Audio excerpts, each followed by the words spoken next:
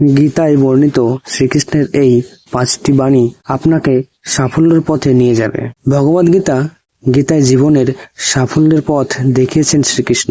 এত হাজার বছর পরেও গীতার বাণী জীবনে সঠিকভাবে মেনে চলতে পারলে জীবনের সুখ ও সাফল্য লাভ করা সম্ভব। জেনে নিন গীতায় বর্ণিত শ্রীকৃষ্ণের 5টি বাণী। নমস্কার বন্ধুরা, পতিত পাবন হরি চ্যানেলে তোমাদের স্বাগত। চলে এসেছি নতুন একটা ভিডিও নিয়ে। ভিডিওটি যদি ভালো লাগে অবশ্যই লাইক, কমেন্ট, শেয়ার করতে ভুলবেন না এবং চ্যানেলে নতুন হয়ে থাকলে সাবস্ক্রাইব করতে ভুলবেন না। শুরু করছি আজকের ভিডিও। মহাভারতের অন্যতম অঙ্গ হল শ্রীমদ্ ভগবদ গীতা। কুরুক্ষেত্রের যুদ্ধ শুরু হওয়ার ঠিক আগে অর্জুন নিজের আপনজনদের বিরুদ্ধে যুদ্ধ করবেন না বলে ঠিক করে অস্ত্র নামিয়ে রাখেন। তখন শ্রীকৃষ্ণ তাকে জীবনের সঠিক দিশা দেখান, কর্তব্যের আসল অর্থ বোঝান। এত হাজার বছর পরেও গীতার বাণী আজও আমাদের জীবনে একইভাবে প্রযোজ্য ও উপযোগী। শ্রীমদ্ ভগবদ গীতায় জীবনের আসল অর্থ ব্যাখ্যা করেছেন শ্রীকৃষ্ণ। গীতার বাণী সঠিকভাবে অনুসরণ করতে পারলে সাফল্যের পথের সন্ধান পাওয়া যায়। সেই কারণে আমাদের প্রত্যেকেরই গীতা পাঠ করা জরুরি, কারণ গীতার বাণী জীবনে সাফল্যের মূল ভিত্তি। আজ আমরা সেখানে থেকে গীতার মূল 5টি বাণী তুলে ধরব। শ্রীকৃষ্ণের এই 5টি বাণী জীবনের সাফল্যের সন্ধান দেয়।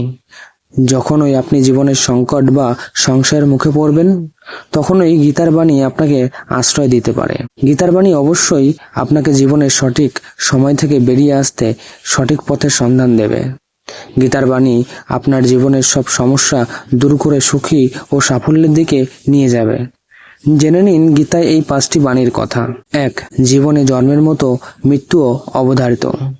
গীতায় কৃষ্ণ বলেছেন, যার জন্ম হয়েছে তার মৃত্যু হবেই, তাই মৃত্যুর কথা ভেবে আতঙ্কিত হওয়ার কিছু নেই বা প্রিয়জনের মৃত্যুতে ভেঙে পড়াও ঠিক নয়। 2.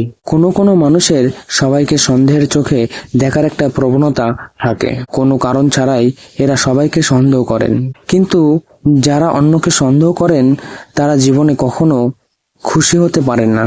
অন্যকে সন্দেহের চোখে দেখলে সম্পর্কে ভালোবাসা ও পারস্পরিক আস্থা নষ্ট হয়ে যায়।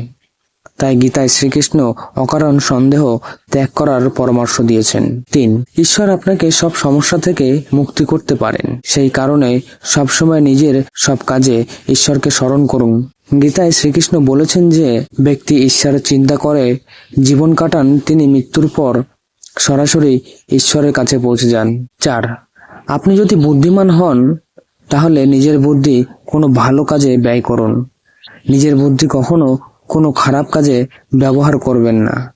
কোনো ষড়যন্ত্র কখনো নিজেকে লিপ্ত করবেন না। স্বার্থহীনভাবে সমাজের ভালোর জন্য কিছু করুন। এর ফলে আপনি সমাজের যেমন মান সম্মান পাবেন, তেমনই নিজের মনে প্রসন্নতা অনুভব করবেন। 5. গীতায় শ্রীকৃষ্ণ অর্জুনকে সব রকম আসক্তি থেকে মুক্ত হওয়ার পরামর্শ দেন। কারোর প্রতি অকারণ মুগ্ধতা কখনোই কাজের কথা নয়। বিশেষ করে নিজের শরীরের প্রতি কোনো রকম টানা থাকা ঠিক নয়। এই নশ্বর দেহ একদিন পঞ্চভূতে বিলীন হয়ে যাবে, তাই শরীরের প্রতি কোনো রকম মোহ মায়া রাখবেন না। সব আসক্তি ত্যাগ করে সত্যের পথে এগিয়ে চলুন। 6. লোভ, রাগ ও ঈর্ষা হলো আমাদের সবচেয়ে বড় 3 শত্রু। এই 3 শত্রু আমাদের নরকের পথে নিয়ে যায়। সেই কারণে লোভ, রাগ ও ঈর্ষা সম্পূর্ণভাবে ত্যাগ করুন। এই সব শত্রু নিজের জীবন থেকে দূরে রাখলে আপনি সফল ও সুখী জীবন যাপন করতে পারবেন। তো বন্ধুরা, এই ছিল ভিডিওটি। ভালো লাগলে অবশ্যই লাইক, কমেন্ট, শেয়ার করবেন এবং চ্যানেলে নতুন হয়ে থাকলে সাবস্ক্রাইব করতে ভুলবেন না। ধন্যবাদ।